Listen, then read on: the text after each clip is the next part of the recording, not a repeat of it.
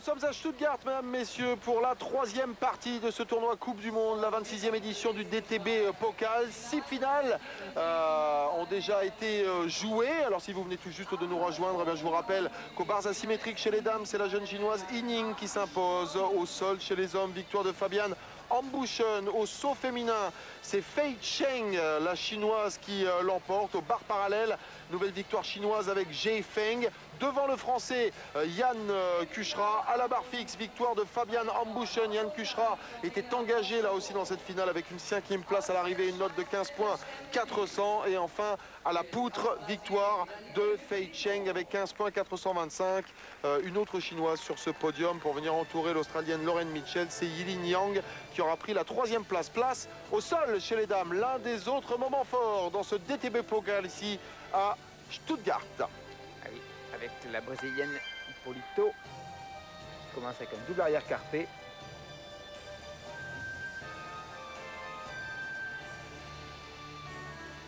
Et demi suivi de Barani, salto avant demi-tour.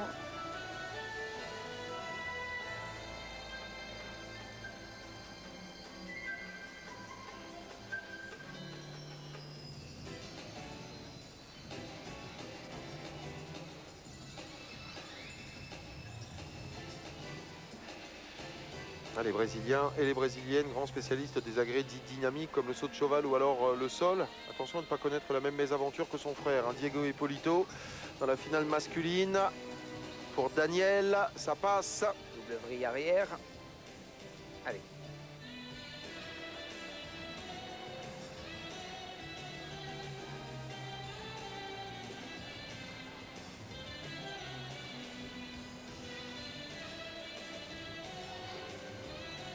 Préparation pour la sortie.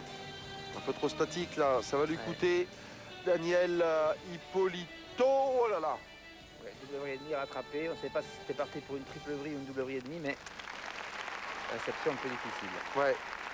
Et à l'image aussi de Dos Santos, sa compatriote, elle est un petit peu en dessous par rapport à ce qu'elle est capable de nous proposer, Daniel et Hippolito. Alors certes, les années passent aussi.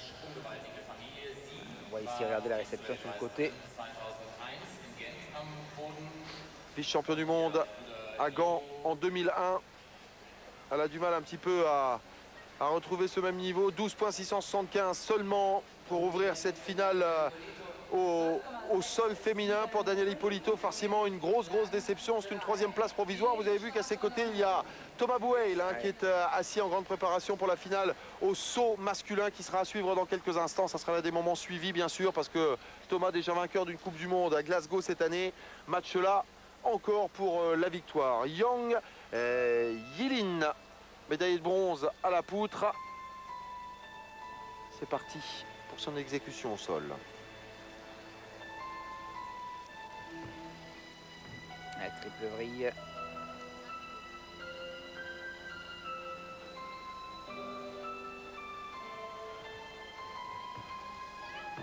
Double arrière carpé.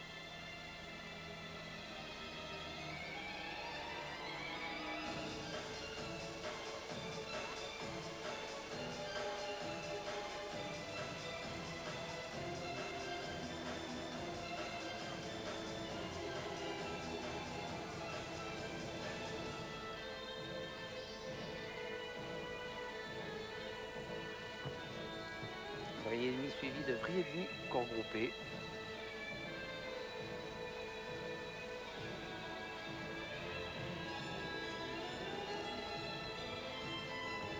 Double vrille arrière de la rondade.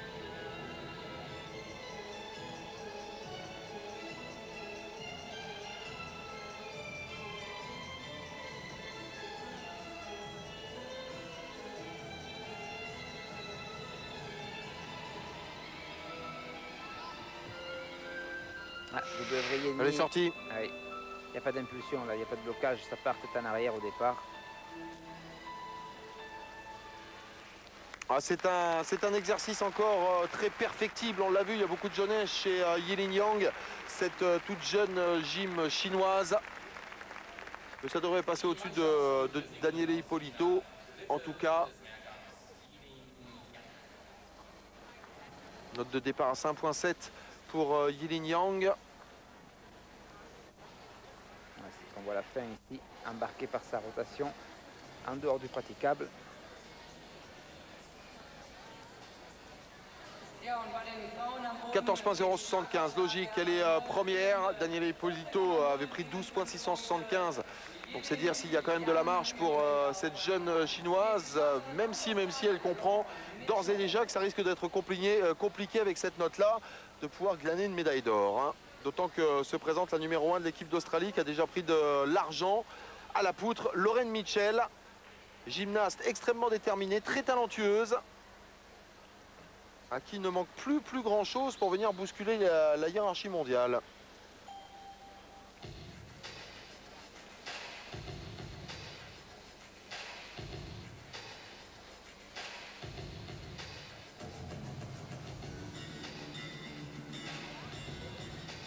Oh là là, elle sort sur ce Tsukahara Carpe. Eh oui. Trop de vitesse, trop d'énergie. Ça, c'est pas forcément un défaut pour l'instant. Hein. Pour l'instant, ça l'est parce qu'elle manque de maîtrise, mais quand on arrive à avoir autant d'amplitude sur un Tsukahara Carpe. Elle se rattrape bien juste derrière avec son twist double avant groupé.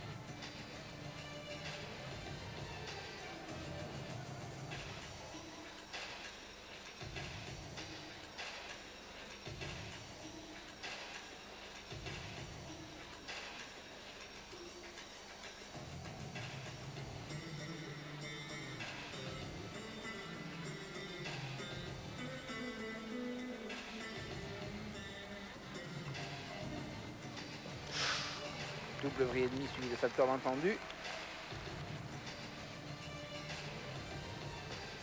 Double vrille sur le côté.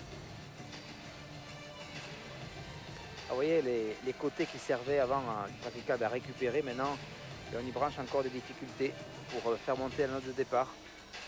La préparation pour la sortie, Lauren Mitchell avec ce double salto arrière corps Carpe. Et elle va faire la différence face à Yilin Yang incontestablement. La jeune chinoise sera derrière l'australienne qui confirme tout le bien que l'on peut penser d'elle, où elle fait notamment la différence en termes d'exécution technique, mais aussi en termes d'exploitation des certains mouvements chorégraphiques pour se mettre les juges un petit peu dans la poche. Et puis elle utilise toutes les surfaces du praticable en termes de difficulté aussi.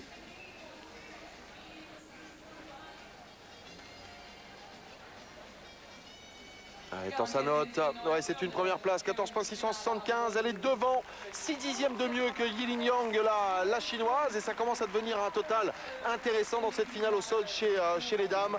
Première Mitchell, deuxième Yang, la chinoise, et troisième Daniele Ippolito, la brésilienne, au moment où se présente celle qui est encore une fois donnée comme grande favorite, mais elle est favorite à tous les agrès, donc comme ça au moins elle est tranquille. Cheng Fei.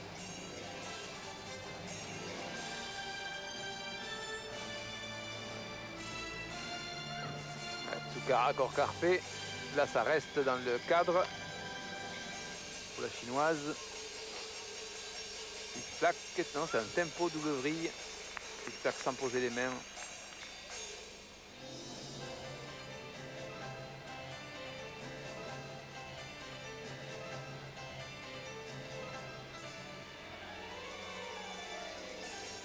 Triple tour pivot.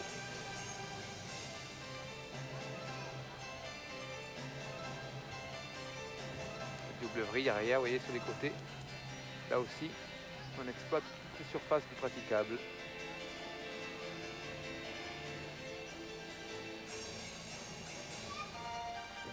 Vrille et demi arrière suivi de vrille avant corps tendu.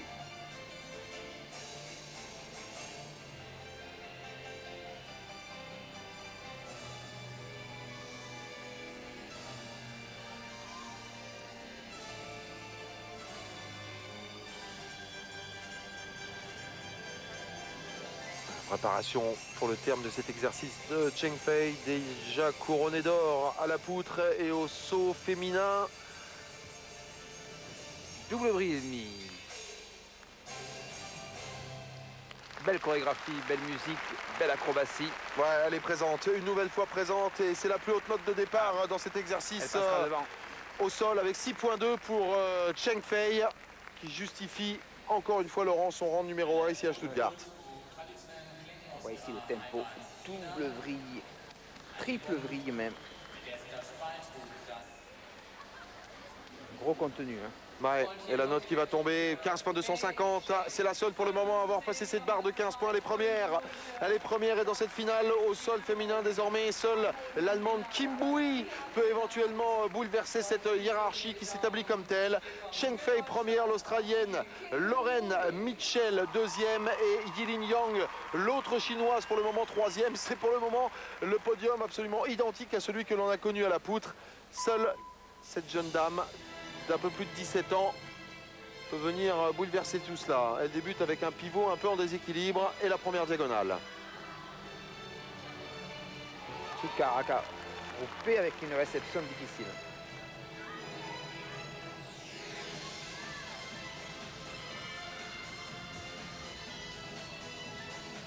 Rayeni suivi de salto avant en demi-tour.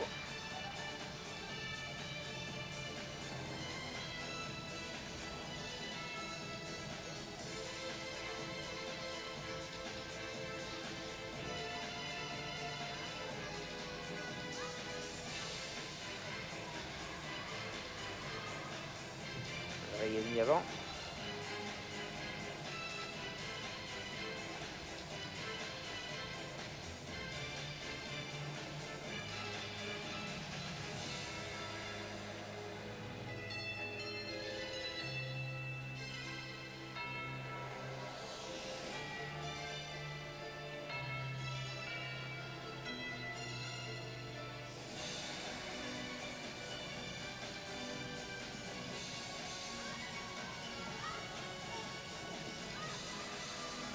Essoufflé là, attention. Oh, C'est derrière Carpe limite. Hein. ouais, là aussi à l'image de Fabienne Ambouchen tout à l'heure, elle a joué à l'expérience. Ça n'est pas sorti du praticable pour Kim Bui, mais compte tenu de la densité de cet exercice et malgré les applaudissements de Cheng Fei, ça ne devrait pas être suffisant pour venir désinstaller la chinoise de la première place du podium, ni l'Australienne Lauren Mitchell qui est deuxième provisoirement. Suspense en ce qui concerne la troisième place sur le podium. Yilin Yang est sorti à 14,075, votre avis? Ah, ça risque d'être juste. Ça risque d'être juste parce que vous voyez la réception là sur le Tsukahara déjà, elle prend 3 dixièmes. Et sur la fin en fait, dans la prise d'élan, elle se trompe de pied. Et le double carpé bien évidemment. Ouais, empathie avec un gros écart de jambes, notamment dans la première rotation. Le pied ne sort pas. Il n'y aura pas de sanction pour sortie de praticable sur cette dernière diagonale de Kim Bui, qui avec Jenny Brunner désormais porte sur les épaules la responsabilité de conduire l'équipe d'Allemagne féminine de gymnastique artistique. Et c'est une troisième place, 14.075. Porte cette responsabilité depuis la grave blessure au tendon d'Achille d'Oksana Chusovitina, bien évidemment. Et on connaît le podium donc de cette finale au sol chez les dames avec une troisième médaille d'or consécutive pour Cheng Fei. Il y a 4 agrès chez les dames, on le rappelle quand même. Donc ça peut être grand chelem pour Cheng Fei qui l'emporte avec 15.250. Lauren Mitchell une nouvelle fois deuxième, 14.675. Et deux troisièmes, Yilin Yang et Kim Bui dans cette finale au sol chez les dames. 7e finale que nous avons suivie ensemble au moment où se présentent les finalistes pour le saut masculin. L'occasion pour moi, au cas où vous viendriez tout juste de nous rejoindre, de vous rappeler les vainqueurs des finales précédentes si vous ne les avez pas vus. Il y a Yining aux asymétriques, Ambushen au sol, Feng Che au saut féminin, Jie Feng au parallèle, à la fixe Ambushen, à la poutre Fei Cheng et une nouvelle fois Fei Cheng au sol féminin. Thomas Weil est prêt, Laurent, pour s'élancer dans cette finale au saut masculin. C'est le grand favori, le français. Premier saut en Tsukahara, double carpé, un petit sursaut sur la réception. En arrière, mais le saut est là. Actuellement, un des sauts les plus difficiles. Hein. En arrière, exécuté par Thomas Buell, donc vice-champion olympique, hein, vainqueur du tournoi de Glasgow.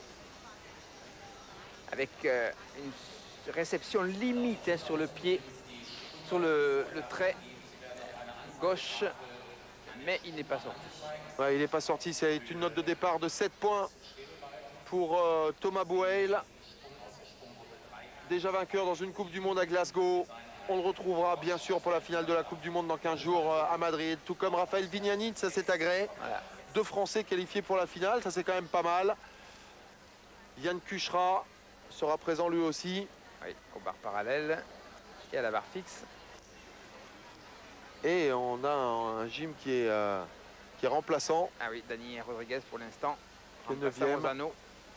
Ça devrait pouvoir passer la deuxième évolution vers l'avant. L'une double salto avant encore groupé. Voilà, donc l'une double salto avant encore groupé avec une réception. Juste, il peut faire plus encore au saut de cheval, Thomas Boyle. Il peut rajouter aussi le demi-tour qu'il prépare pour la finale. C'est le saut qu'il avait fait aux Jeux Olympiques. Là, ici, le double avant groupé suivi d'un demi-tour. C'est le saut qu'il présentera et qui est encore un petit peu juste dans la préparation. Hein. Saut extrêmement difficile, mais vous voyez Thomas Boyle avec un saut en lune double avant groupé peut viser une première place. Ça montre la marge de progression et le niveau technique de ce gymnaste qui maîtrise complètement cet engin. 16.200, c'est bien pour Thomas. Oh là, oui, il a raison de montrer les biscottos, Thomas Boyle, parce que clairement, eh bien là aussi, il met tout le monde d'accord. Il est en position de grand favori dans cette finale ici à Stuttgart et il met une drôle de pression, notamment sur les épaules de cet homme qui est l'un des spécialistes qu'on a souvent vu en Coupe du Monde, c'est le néerlandais Jeffrey Wames. Alors attention parce que c'est un client, même s'il n'a pas une note de départ suffisamment élevée, peut-être en Yurchenko. Double vrille et demi, attention. Oui, c'est pas mal. Hein. C'est le deuxième saut qui fera la différence avec la note moyenne de Thomas.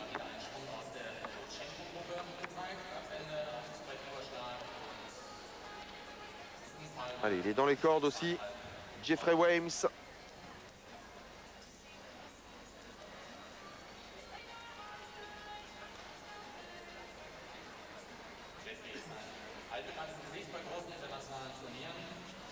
Oui, réception légèrement derrière, ce qui explique un petit peu le pas sur la droite. Allez, le deuxième saut. Ouh là là, il est sorti au 16.125 dans cette première évolution avec une note de départ de 6.60. C'est dire si il a été bien coté, le jeune néerlandais. Allez, après la déconvenue d'Epke Zonderland à la barre fixe, cette formation des Pays-Bas qui veut essayer de frapper un grand coup avec son spécialiste au saut. Le problème, c'est qu'il est tombé sur un os avec Thomas Boyle. Ah, l'une salto avant avec double vrille. Fort tendu. Avec un dixième de pénalité sur l'écart de jambe à la réception. Hein. Et il sort, il sort du praticable. Et ça va lui coûter la première place détenue. On peut d'ores et déjà le dire par Thomas Boyle avec 16.200. Et Thomas présentait des sauts, notamment le premier avec une note de départ plus haute. Ouais, 16.037, mais c'est bien. Hein. Finale du saut masculin extrêmement relevé. Deux premiers passages et deux notes moyennes au-dessus de la barre des 16. Au moment où se présente ce drôle de phénomène, Matthias Farish, c'est lui, Laurent, qui aux qualifications est sorti premier. Allez. Attention à lui. Hein. Il va peut-être tenter très certainement la lune double salto avant carpé. C'est un saut extrêmement difficile qui ne passe pas tout le temps. Hein. On se rappelle Benoît Karanov aux Jeux Olympiques qui avait tenté aussi le même saut. Lune double avant carpé. Alors voyons voir le premier saut. Saut par renversement avec une prise d'élan. Lune double avant carpé. Oh, et sur les fesses. C'est un saut extrêmement difficile parce que déjà en position avant on ne voit pas le sol à l'arrivée. Mais en carpé, croyez-moi, le temps de rotation est très long. Ah, grosse déception pour Matthias Farish. Il espérait quelque chose et là il n'espère plus rien. Au moment de se concentrer, mais on le voit s'arracher, hein, notamment dans ses rotations.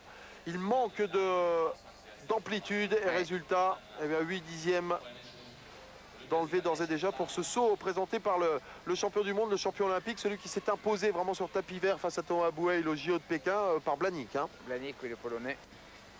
C'est un saut qui porte son nom, non, me semble-t-il? Non, non, pas encore, je pense pas, non. Et qui pourrait. Oui, c'est le premier à l'avoir exécuté, oui. C'était une note de départ de 7 points. Ah, ça doit être compliqué là de se reconcentrer comme ça, Laurent, quand on match pour la victoire concrètement et qu'on sait qu'au terme du premier saut, ben, tout s'est écroulé. Tsukahara, double vrille et demi, c'est dommage, hein, parce que sur le deuxième saut, il est net. C'est dommage, il va regretter ses 8 dixièmes de chute là, sur le double en carpé.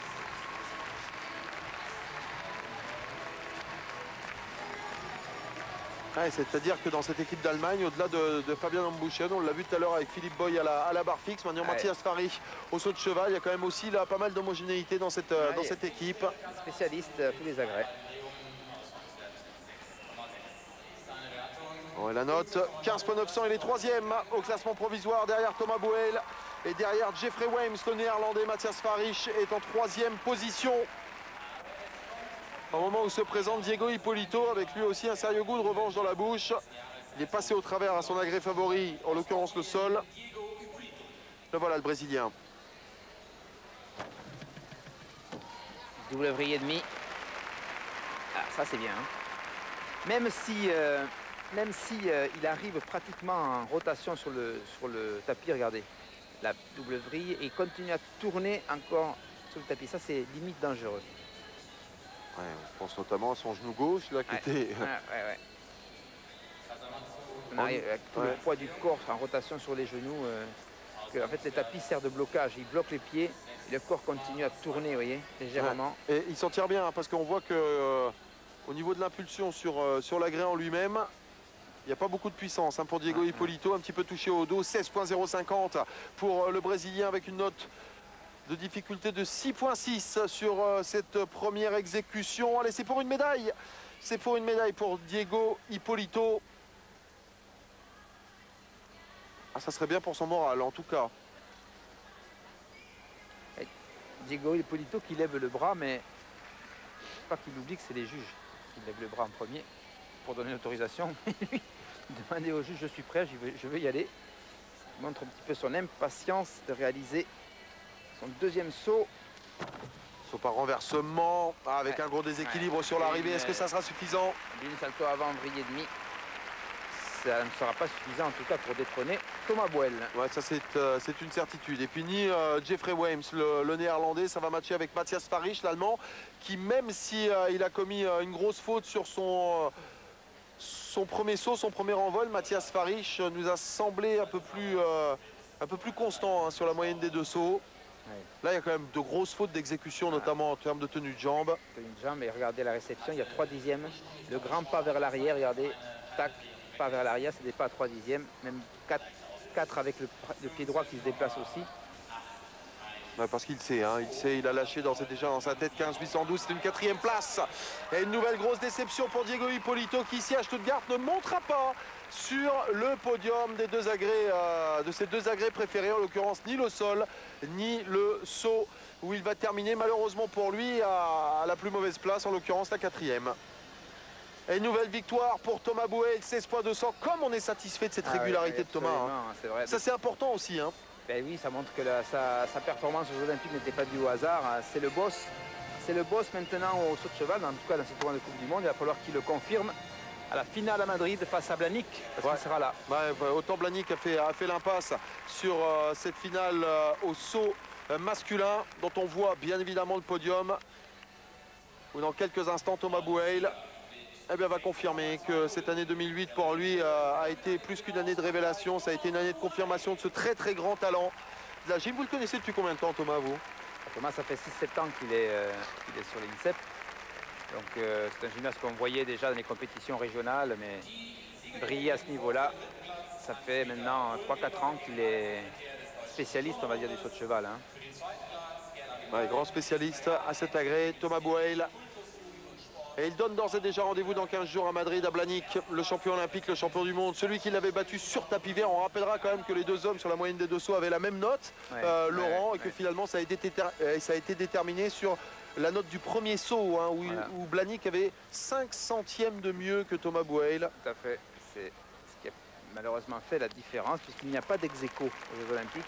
Ouais, malheureusement, le podium donc avec Bouhel et Farich en 3e. 4e et dernière partie de la 26e édition du DTB Pokal. Nous sommes à Stuttgart, mesdames et messieurs, en compagnie de Laurent Barbieri pour suivre la dernière épreuve qualificative pour la finale de la Coupe du Monde à suivre dans 15 jours. Ça sera du côté de Madrid. Stuttgart qui sourit aux Français. Laurent, on va revenir sur la performance de Thomas Bouhel qui vient de s'imposer au saut. Thomas Bouhel qui confirme sa position de leader au saut de cheval avec 2 sauts magnifiques. Tsukahara double carpé en premier saut et l'une double avant groupée, on le disait.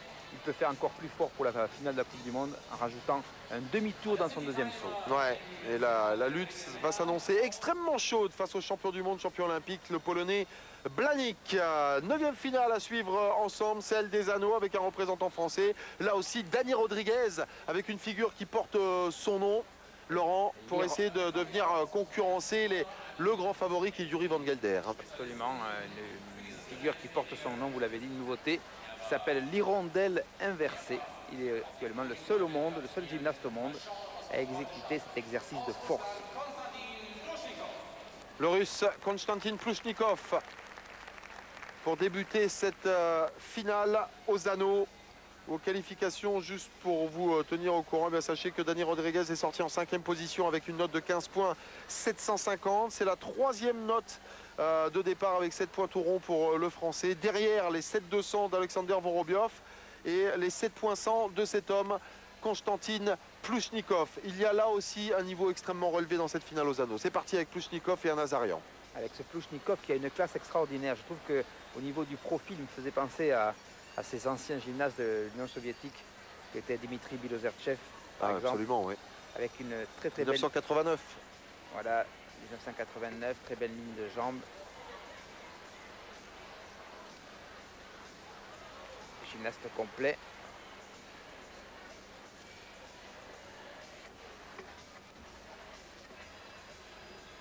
Grand élan planche faciale. Remonter la putain dure inversée. Et la sortie en back full. Avec un petit déséquilibre pour Konstantin Plouchnikov.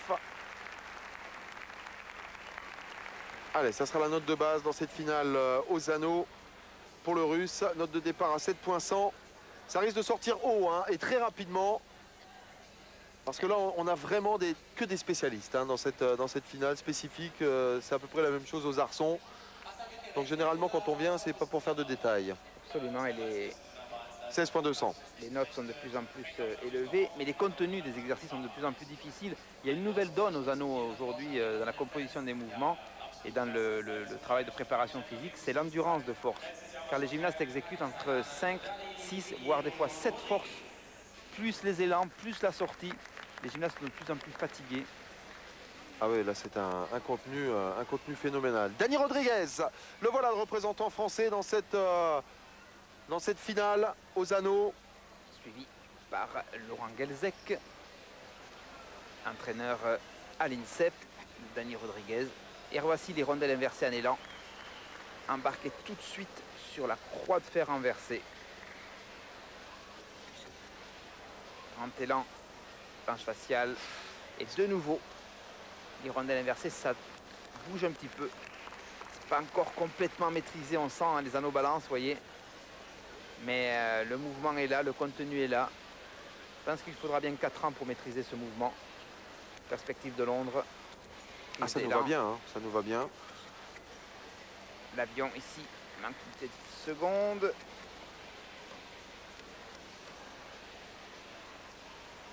Allez, ça se joue à la sortie.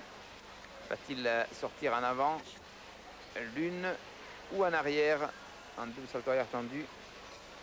Eh bien, il assure le Français en double arrière tendu, pilé. Ouais, avec une réception pilée pour Dani Rodriguez.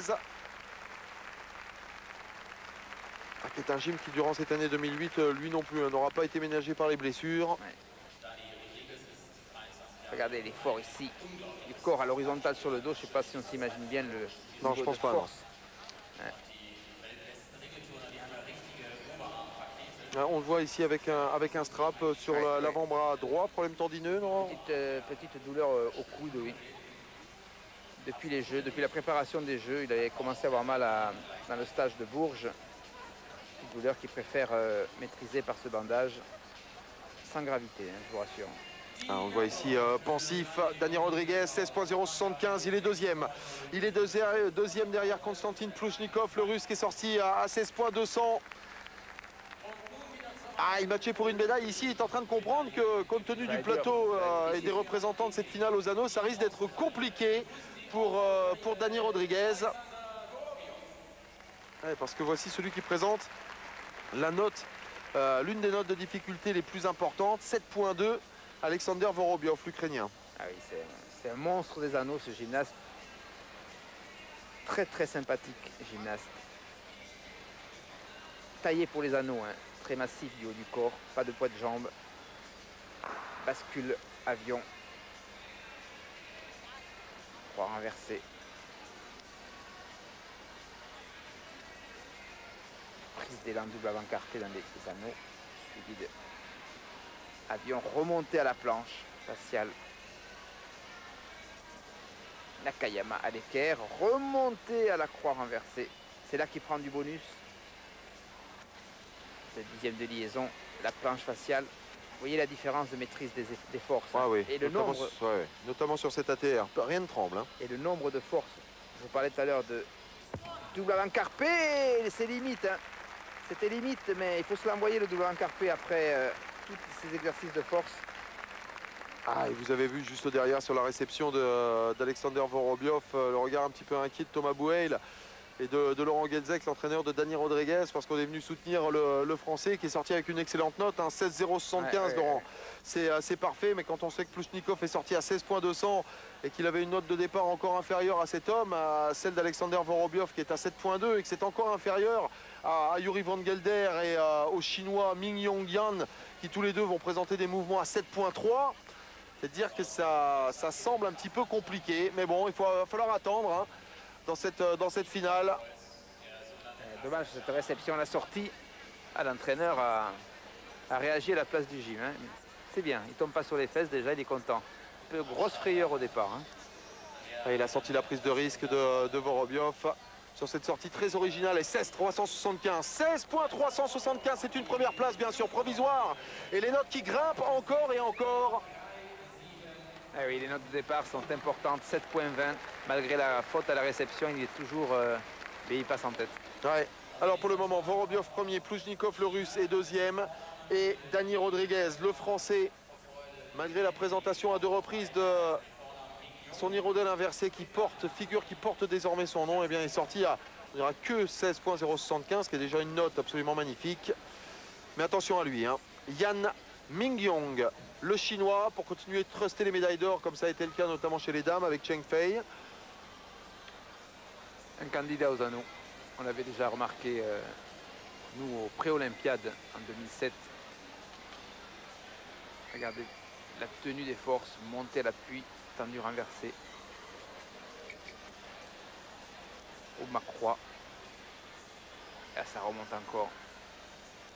Ça devient banal de le dire, mais il remonte en croix de fer renversée à chaque fois. C'est phénoménal. Ouais. C'est absolument phénoménal. En termes de pression qu'il y a dans les bras là, au moment de faire... Oh, la pression est énorme là, c'est de l'ordre de 400 à 500 kg par bras. Ah oui. Certes, l'effort est bref, mais d'une intensité peu commune. Ouais, on rappelle que pour valider une force, il faut au moins 3 secondes de tenue. Oui. Rentrer là en appui tendu renversé. Avec beaucoup de classe hein, dans cette exécution de Ming Yongyan, le jeune chinois, avec ses super sorties pilées à l'arrivée. Et c'est encore devant, me semble-t-il, Laurent. Ça passera devant. 7,300 comme note de difficulté au départ, il n'y a quasiment pas de faute de la part de Yan. Regardez l'horizontalité de la croix.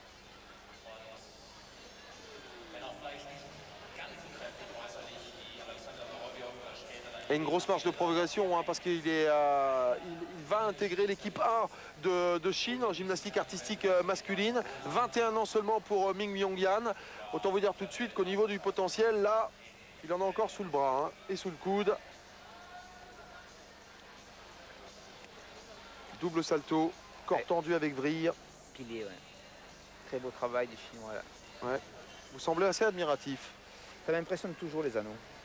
Même après 40 ans de gymnastique. Je suis impressionné par les forces et... Ouais, quelle note. Quelle note, 16,650. Il est premier, bien sûr. Et ce qui sort malheureusement, Dani Rodriguez, du podium, puisque le Français se retrouve en 4e position désormais. Et voici le numéro 1 mondial hein, sur la totalité, sur les totaux Coupe du Monde pour le moment. Yuri Van Gelder, lui aussi, veut frapper un grand coup à l'image d'Aliosh Pegan lors de la finale de la Coupe du Monde à Madrid parce qu'il n'était pas présent à Pékin. C'est pas faute d'avoir essayé de faire un petit peu de lobbying aussi pour pouvoir participer au JO, mais rien n'y a fait. Parce que lui aussi avait été battu au mondial à Stuttgart, ici même en 2007, à son agrès phare. Et c'est parti. Hein. Là aussi, on va calculer le nombre de forces. On est déjà à 3. C'est un véritable vérin hein, hydraulique, lui. Hein. Une 4e force en planche faciale. Double encarpé. Au mât avion. Remonter à la planche. On est déjà à 6 forces, là, Jean-Charles. Quand on pense qu'en 2004 ou en 2000, à Sydney, Yuri Keki s'imposait avec 4-5 forces maximum. Ouais, maximum. 7 forces pour le Hollandais. Ah, il stabilise un peu. Yuri Van Gelder, est-ce que ça sera suffisant pour venir passer Yan Mingyong, le Chinois?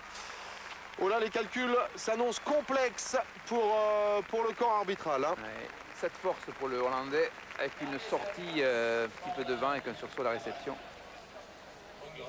Alors c'est la même note de départ que Mingyong Yang. Yan plutôt.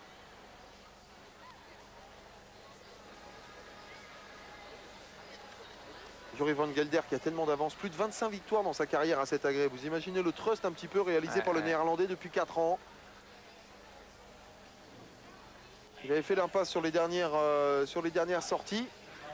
Il a repris l'entraînement somme toute assez tard. Yuri Van Gelder, on voit ici cette sortie avec ce petit saut vers l'avant. Est-ce que ça peut pas être pénalisant tout cela? C'est un 10e.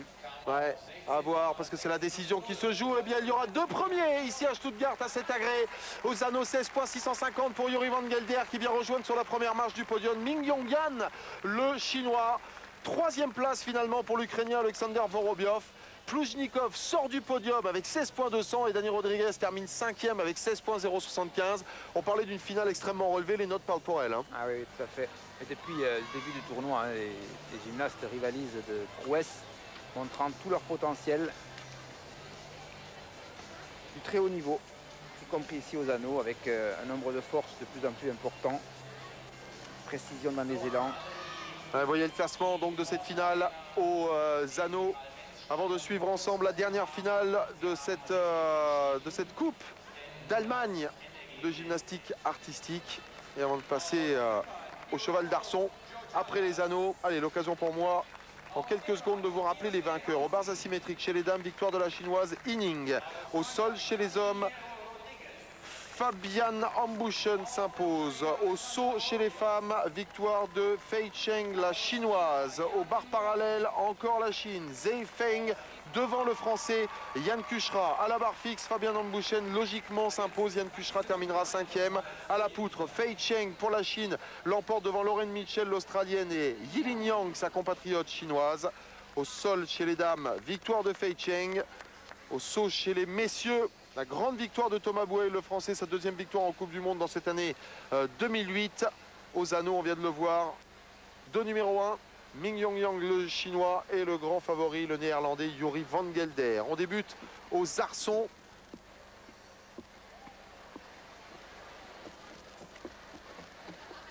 Ici, exercice bien stabilisé en triple russe au milieu des poignets.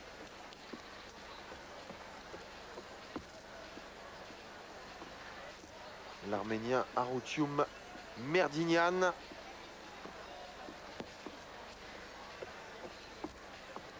Et un bon mouvement là, hein. C'est dynamique, attention. On ne peut pas accrocher sur la fin, mais... Eh bien oui, c'est du beau travail pour l'Arménien. Ah oui. Ah, c'est important de débuter comme cela, hein, parce que c'est l'homme de base finalement dans cette finale, avec son numéro 1 dans cette finale aux arçons. Pour Merdinian qui avait terminé 6e en qualif avec 14,500.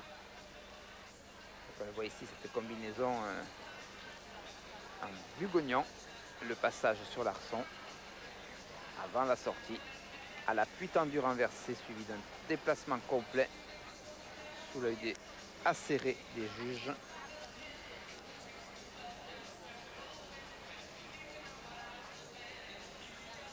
Et ça discute encore. Allez, première place avec 15,325 pour Arutium Merdinian. Pas beaucoup de références internationales pour ce gym. doit être un petit peu compliqué de sortir hein, trop souvent quand même pour ces fédérations qui ne sont pas forcément les plus riches. D'origine indienne. Ah oui. Voici L'Australien. l'Australien Selatouraï.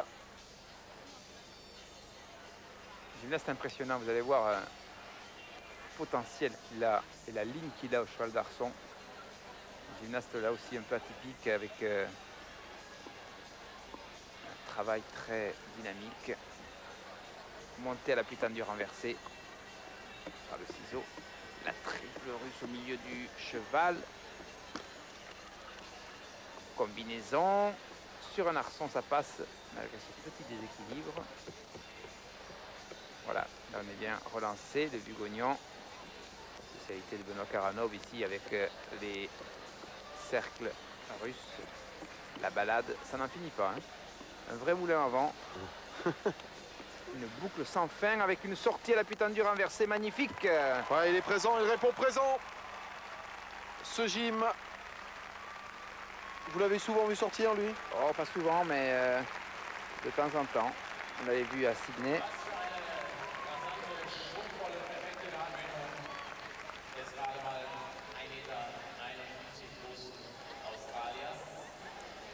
Allez, au moment de voir le dernier passage dans cette 26e édition de la DTB Pokal ici à Stuttgart, dans cette Porsche Arena archi-comble avec un très très beau spectacle. On s'y attendait, on n'a pas été déçus. On va peut-être revenir sur la performance des Français avant que le Chinois Hong Tao Zhang, le grandissime spécialiste aux arçons, ne se présente devant son agrès. Performance des Français tout à fait satisfaisante. De l'or pour Thomas Bouhey au saut, de l'argent pour Yann Kuchra au bar parallèle qui fait aussi 5e à la fixe. 5e place aussi pour Dani Rodriguez aux anneaux. Cette équipe de France masculine de gymnastique artistique, Laurent, a le potentiel pour réaliser un gros coup à Madrid. Hein. Ah oui, elle maintient son rang hein, à l'issue des Jeux Olympiques avec ses 2 médailles de bronze et d'argent. Vous l'avez vu. Et ensuite, effectivement, une chance de médaille, voire même de médaille d'or pour la première fois avec Thomas Bouhey en finale de Coupe du Monde à Madrid. Ouais, ça serait une fin d'année rêvée pour Thomas Bouhey et pour toute cette équipe de France dont vous faites partie. Laurent Barbier, un des grands moments attendus. Hong Tao Zhang, attention à lui, note de départ 6.8. Allez, attention ici, le passage sur l'arçon. Ciseaux à l'équilibre. Et deuxième montée en force.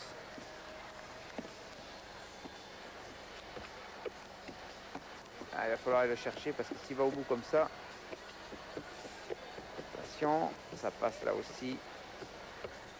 On replace le bassin.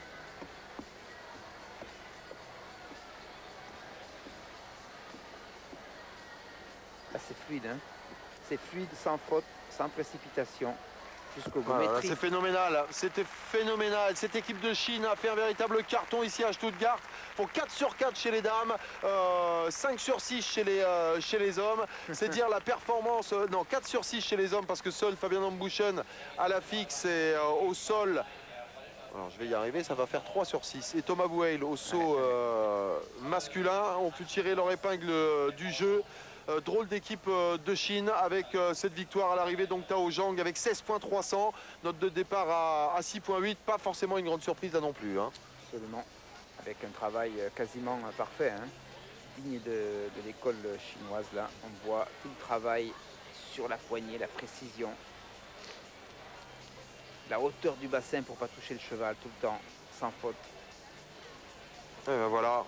Le podium de cette finale au cheval d'arçon. Tao Zhang, le chinois, l'emporte 16.300 pour lui devant l'Australien Selatouraï, 15.975 avec une médaille d'argent. Dites-moi, avec Lorraine Mitchell et Selatouraï, ça fait quand même 3 médailles en argent pour cette équipe d'Australie.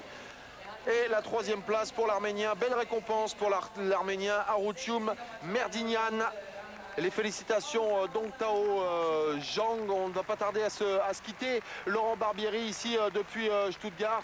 26e édition qui aura tenu absolument toutes ses promesses. Avec pour cette analyse et cette conclusion une nouvelle fois un mot sur l'équipe de France particulièrement bien représentée avec Thomas Bouhey, avec Dani Rodriguez, avec Yann Kuchra.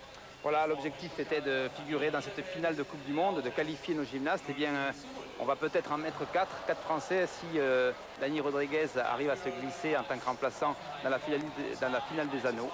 4 Français. Qu'est-ce qui peut faire la différence là pour faire rentrer? C'est qu'il y a un abandon, voilà. un désistement? Aux dernières informations, on aurait 2 gymnastes, Safochkin, le russe, et le vénézuélien Carmona, qui ne participeraient pas à la finale. Allez, pour se faire plaisir, voici les deux évolutions de Thomas Bouhey qui l'emporte haut la main ici à Stuttgart. Deuxième victoire en Coupe du Monde pour le vice-champion olympique français qui aura parfaitement tenu son rang sur des images qu'on adore. Hein. Sur l'antenne de Sport Plus, on a pu suivre tout cela. Le prochain rendez-vous, c'est dans 15 jours, la finale de la Coupe du Monde. Ça sera à Madrid avec, on croise les doigts, une nouvelle fois, de grandes performances, que ce soit pour Raphaël Vignanix, pour Thomas Bouhey, pour Yann Kuchra et pour Dani Rodriguez. Il sera là aussi. Laurent Barbieri, merci beaucoup d'avoir été avec nous. Ça a été comme d'habitude un énorme plaisir. Merci à vous. Et puis on vous souhaite bien évidemment une très bonne suite de programmes sur l'antenne de Sport Plus. Salut à tous!